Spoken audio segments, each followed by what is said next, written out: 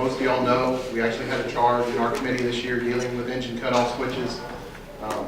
Basically what we did this year was we actually identified the partner agencies and the states and territories that actually have policies or directives to wear the engine cutoff switches. And then the other part of the actual charge was to come up with guidance on how to increase those numbers. So throughout this presentation, you'll actually get a little bit of that information. There'll be some statistics, and we'll go over a little bit of how that came about, as well as we'll be looking at some new technology that's come about that we hope will contribute to increasing some of these numbers. I'd like to go ahead and introduce to you Mr. Christian Frost. He's the CEO of Fel Marine, and everybody knows the Adam Gormely as seen on TV.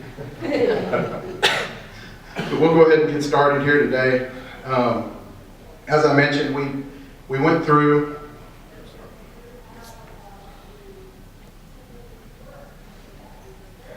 the charge. We looked over everything. We actually sent out a poll, had everybody forward out from the BLAs to all of their participating agencies throughout their states. We had pretty good responses. We came up with a number of agencies that actually responded and had their policies. Then we moved forward to look at what we could come up with. The overall goal for this charge is to enhance officer safety as well as promote usage within the recreational boating community. As you can see here, I believe we actually had 73 agencies, individual agencies that responded to the poll. Out of those 73 agencies, only 79% of those agencies, 79% of those agencies do not currently have a policy for engine cutoff switch wear.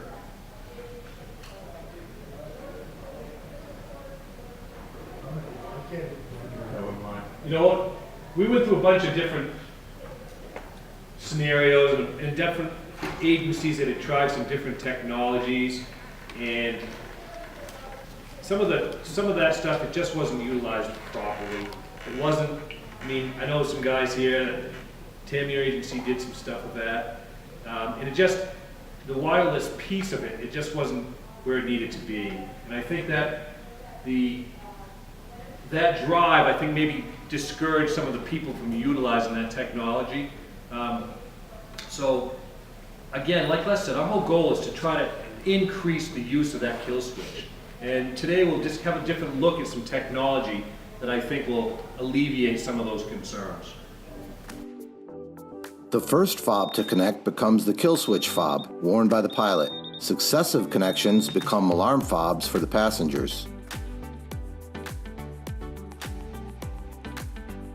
For the first time, both pilot and passengers are protected, providing greater freedom to move about the vessel, which greatly enhances the boating experience.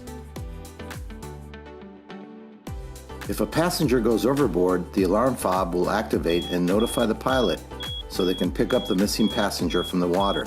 The pilot can turn off the alarm by clicking on the X hub, and the passenger can reconnect by simply clicking on their fob.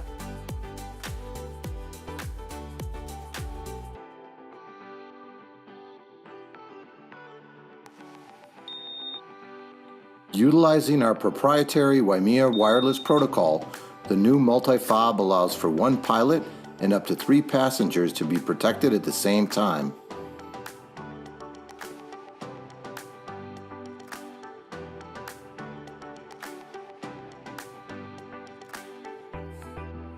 If the pilot falls overboard, the fob will shut down all engines.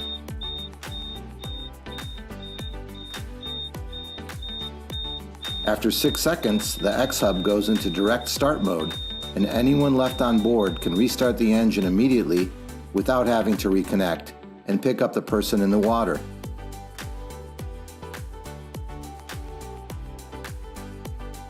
The MOB Plus system is very easy to use.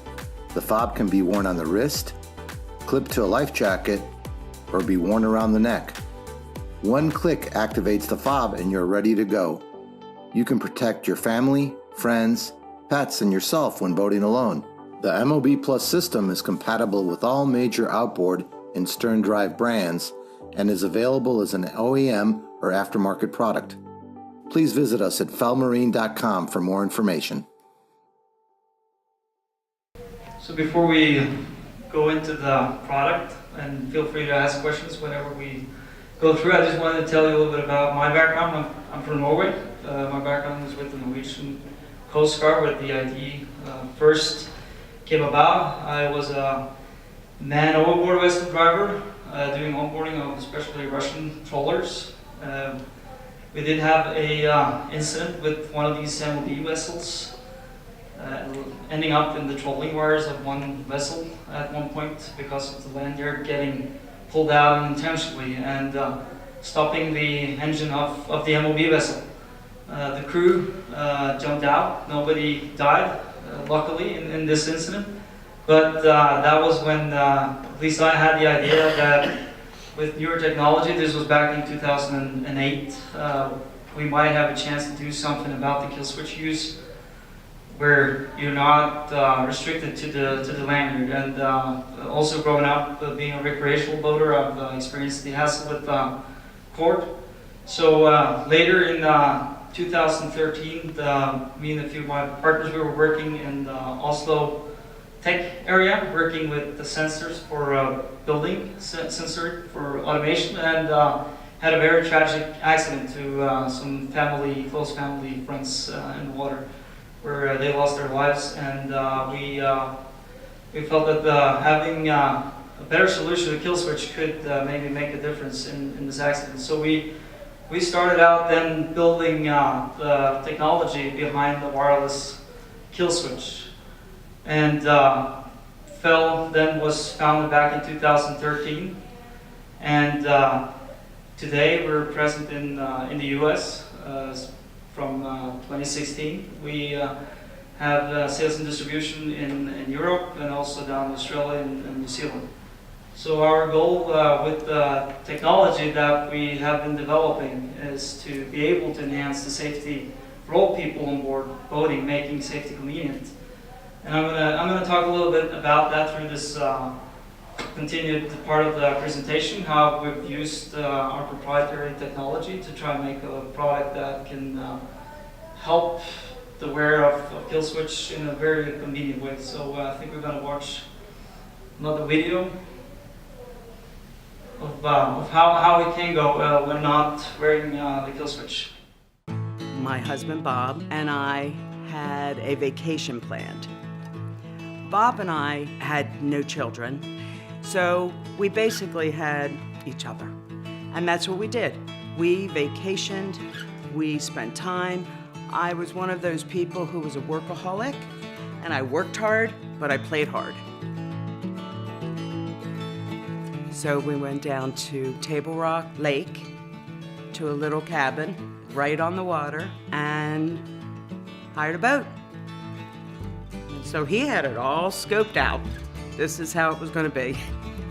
So when we went out fishing at the lake, it was a guide.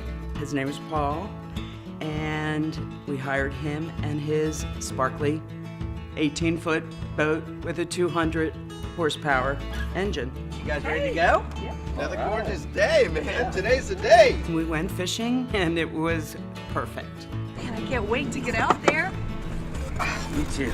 We got on the boat, Paul explained everything, and he asked us if we wanted our life jackets, and I said no. You guys want a life jacket? No, we're fine. I'm a good swimmer. I feel more free without it. Okay. He said okay. He did not have his life jacket on that day, which meant that he did not attach his kill switch. We had a blast. We had a wonderful time out on the water. We weren't on the boat more than 5 minutes, and we caught a bunch of fish.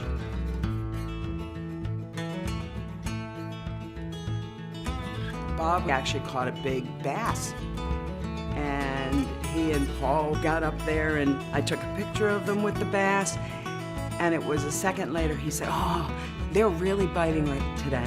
Let's go somewhere else." Well, I think we caught them all out of here. You guys ready to go try another spot? Yeah, let's do it. Let's go. Move on. good. Reel them up. Let's get out of here. So we go to leave one fishing spot to go to another fishing spot, and a bass boat goes up on plane. And as it was going up on plane, a seat, an extra fishing seat, popped out. And as it popped out, it was heading right for me. And it went right towards me. And we all three reached for it. As we reached for it, the boat all of a sudden torqued hard right. And as it torqued hard right, all three of us got thrown out to the left. What the heck just happened? Now the boat, unbeknownst to us, is nowhere to be seen. Where's the boat? Where's the boat? Bob and I find each other in the water. Phyllis, are you okay? Are you okay? I say to him, Where's the boat? "Where's the boat?" That's all I got out of my mouth. He turned totally white. The boat! It's right behind you! It's coming right at you! And I turned around really quickly and saw the bow of the boat heading right towards me, and put my hands on either side of the bow of the boat and pushed under as far as I could. So I'm looking all around, and all of a sudden I see the light, and I just started swimming and swimming and swimming and swimming, and I reached the surface. Took a deep breath, yelled to Bob, I'm okay. and he said, No, you're not! It's coming right at you again! and I'm like, oh my gosh. So I pushed myself off the side of the back of the boat, and I just swam and swam and swam to come up, and I thought, oh, I'm home free. And all of a sudden the boat was there again and started slashing me. The propeller just started hitting, and it hit my breast and my back and my arm and grabbed my leg and just started chewing. And I could hear it chewing it. It was awful. I finally surfaced. I saw blood all around me, and I yelled to Bob, I love you. I'm okay. I'm okay. and that was the last I saw of him. I looked over and I saw him.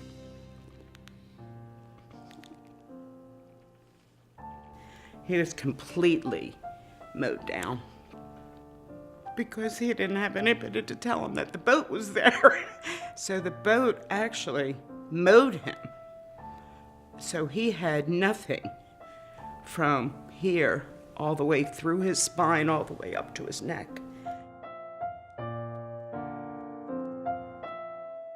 That boat that circled because of the lack of that kill switch actually caused 3 people and 3 unique propeller strikes at once. Worst accident of its kind at that lake then, and from what I understand, still. Our boat was stuck in the circle of death.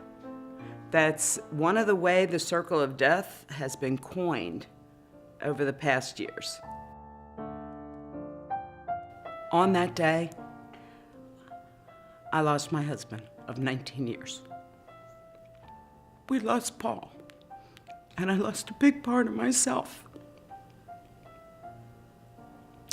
because of not engaging an engine cutoff switch.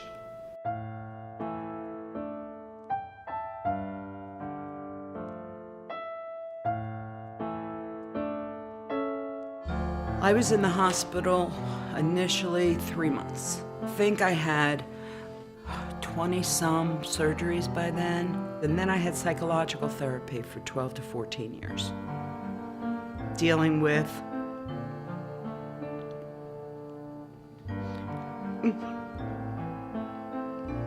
eight losses. Unique. 8 unique losses.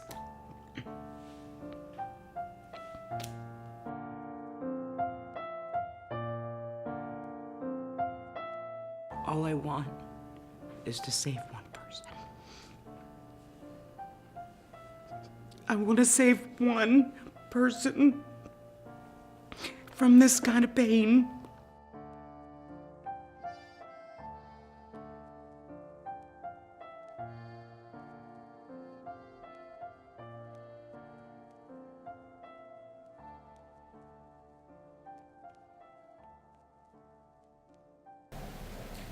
Trying to look at some numbers that make some sense, and this is right off the U.S. Coast Guard statistics.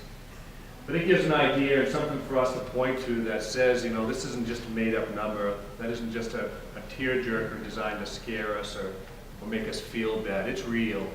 And, you know, looking at the hard numbers, it is really time. It's time for us to do something. So. Yeah, we do see that the fatality rates are really high with falling overboard. And going forward in this presentation, I'm going to talk a little bit about what we think is the problem and what we hear. We've run some studies of it, and we always get back to the same responses. And it basically is that the tether is restricting your movement while boating. And that's not something that's coinciding with how boating normally is perceived. So people sometimes wear it, but then they have to go to the stern, do something, they have to go to the bow, do something, and then they take it off. And at some point you stop using the kill switch in itself. And we also think that with a lot of the technology changes that are coming, you look at the automotive industry, all the things we're doing there with technology to avoid deaths. It can be automatic radars to stop a car from hitting pedestrians in the road. It's about trying to make safety technology as convenient as possible. And we believe that, first and foremost, the most important thing is that if you want to make an alternative to the car, is that it has to be 100% reliable. It also has to be easy to use, because we're trying to compete with the hurdle of the core. So if it's more difficult than varying the core, the decision becomes easy. And then it always has to be convenient. We try to do that through how we make the product as a wearable with a very small form factor of the wearable fob for the user. We also think that good looks has something to do with it as well, because if we want to save lives, we think that people need to be able to wear this at all times while boating, not only at certain occasions. So we draw a little parallel to what we saw in the market when the inflatable PFDs came across and highly increased the use of life jackets. In Norway, where we come from, we even saw that with this new technology, it was now possible to mandate the use of life vests at a recreational level. It would not have been able to do that with the old life jackets, which are just too much of an hassle for the everyday boater. So what we're hoping to do also with this technology is to be able to bring forward a shift in the use of kill switch, which the two of them together are the main safety devices you can have on a boat, which can lead to saving your life if the accident were to happen. So this particular system, the MOB Plus system, you saw it quickly in the video.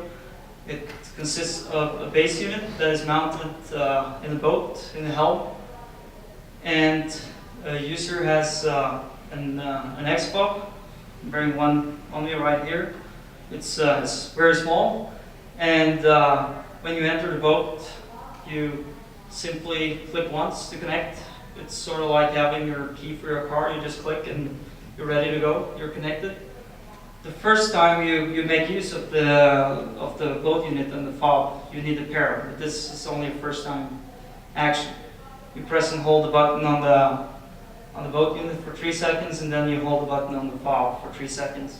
The reason for this feature is that if ever you lose the fob or you want to use multiple fobs with the system, you can always just pair up fobs to this boat unit.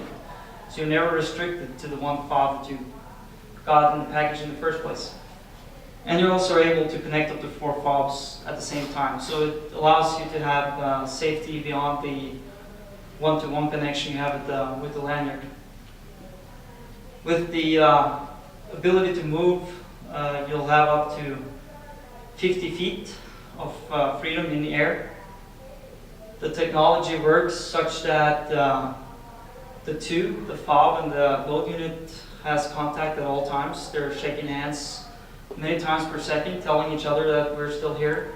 And if anything causes the fob to go out of range, either by being submerged in water or being beyond the 50 feet of range in air, the boat unit reacts by shutting down the relay, emulating the same thing that the mechanical kill switch does. So it means that you have the mobility in the boat, but if you fall into the water, not depending on how far from the boat unit itself, it shuts down the boat.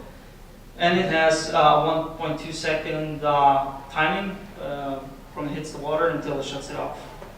This is the time that we use with the algorithms to detect if the fob is still around or if it's actually gone. Some of the benefits with a system like this, especially for law enforcement and other more operational forms of using the boat, is that with the multiple fobs, you're able to switch pilot quickly. You can have, for instance, up to 4 people having their fob each, and they can all be connected at the same time, or they can connect at a certain point during the trip, where one has to take over the control of the vessel. So instead of having to change the fob or having to change the lander or even kill the engine to switch the operator, you can just click on the fob or be connected at all times with everyone on board. This allows for much more flexibility, much more operational freedom. You'll be able to both move quickly around the boat as a pilot, but also if needing to do onboarding. You'll have the range where you can move.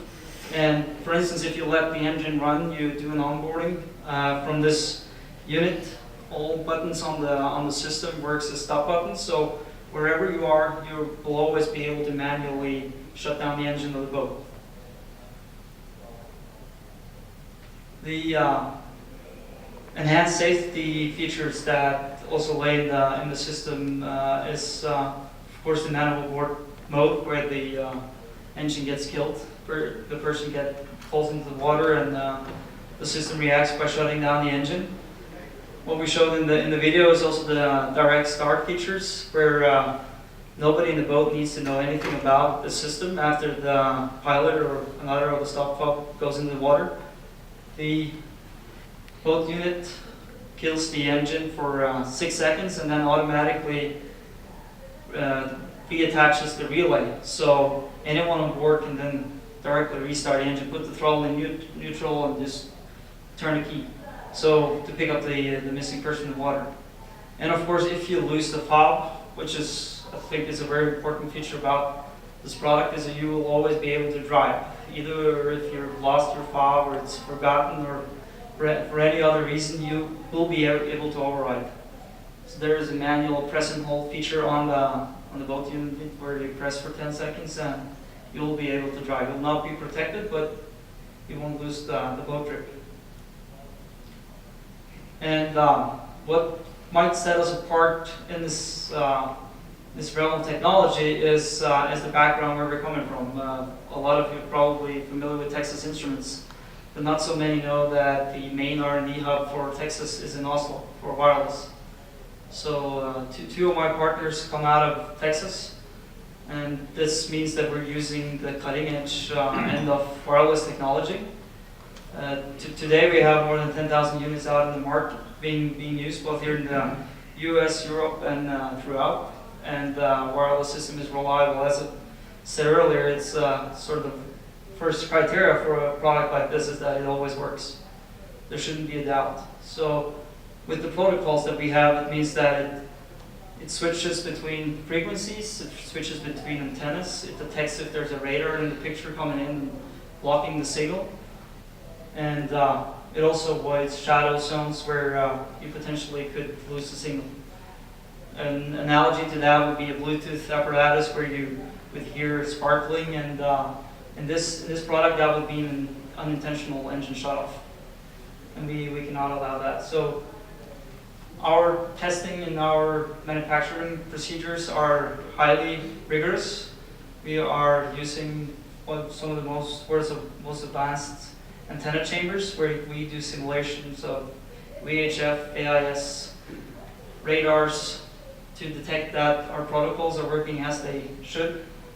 The product is also designed and manufactured according to the AVYCA 33 standard, the only standard in the world that has done an effort to regulate electronic kill switches.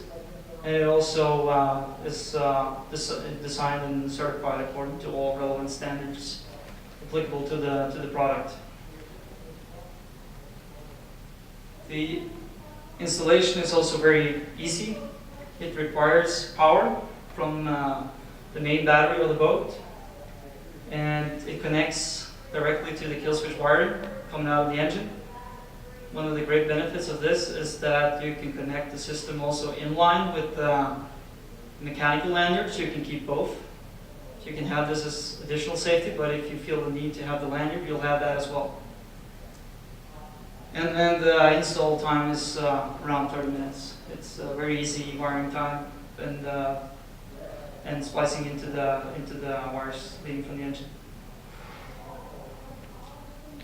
Some of our partners that can be worth mentioning, that the product is out in the market in the US and is being made available US Marine and Bass Pro for recreational boaters now this September.